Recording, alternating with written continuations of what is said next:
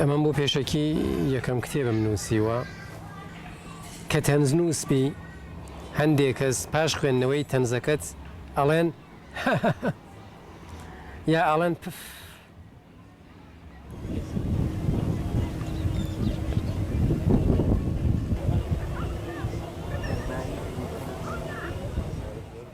ئەکرا ناوم حەسەن بێ یا کاروان بەڵام ناوم محەممەد ڕەوف جیهانیە و لە چەند ساڵێک لەمەوە پێشەوە زۆربەی بابەتەکانم بە تایبەتی تەنزەکانم بە ناوی خاڵۆ ڕەوفەوە بڵاو کراونەتەوە.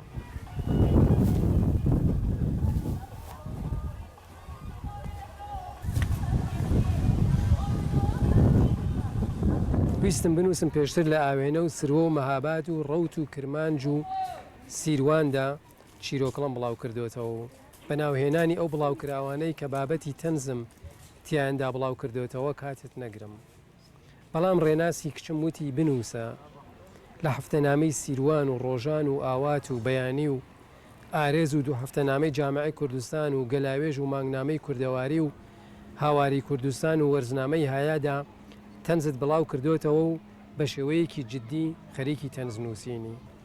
یەکەم هەوڵی جددی تەنزنووسینم کۆشەی سندیکانامە بوو کە لە 15/1391دا لە دوو هەفتەنامەی چرۆدا بڵاو کرایەوە و ئەم کتێبە تەنها هەڵبژاردەیەکە لەو بابەتە تەنزانەی کە تا کۆتایی ساڵی 1397 لە بڵاوۆکەکاندا بڵاو کراونەتەوە و هەندێک تەنزی چاپکراویشم لە بڵاوۆکەکانە هەیە کە تەنانەت یەک نمونەشم لێرەدا نەهێناونەتەوە.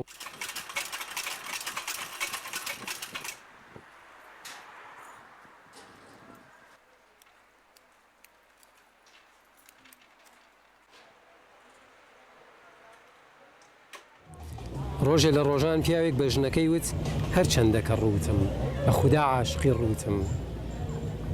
ژنەکەی وتی ئەی ڕۆ پیاوەکە بۆ ڕووتی. پیاوەکە وتی ئەمە شعری مەلاخدرە. ژنەکەی وتی حەبیبە لەسەرەمە تۆراوە. مەلاخدر لەو کاتا لەوێ نەبوو. ئەڵێن ئەو لەو کاتا لە بەردرگای ماڵێکا لەگەڵ حەبیبا دواوتوێتی وانە تۆ لە شعر نازانی مەبەستم. ئەڵێن حەبیبە قسەکەی بە مەلاخدر بڕیوە وتوێتی نالیەشێت. تۆ وەک هەتیوی ڕوت لەبەر ڕووتی و بێبەرگی ڕوود لە هەتاوی ڕوون کردووە لەبەر ناچاری هاتووی ئەمە کەی عاشقا وەرەوە و لە سبەینەوە ببە بە فەقەی خۆم. گوایە نالی وەڵامی نەداوەتەوە بەڵام لەو ڕۆژەوە بۆ بە فەقەی حەبیبە.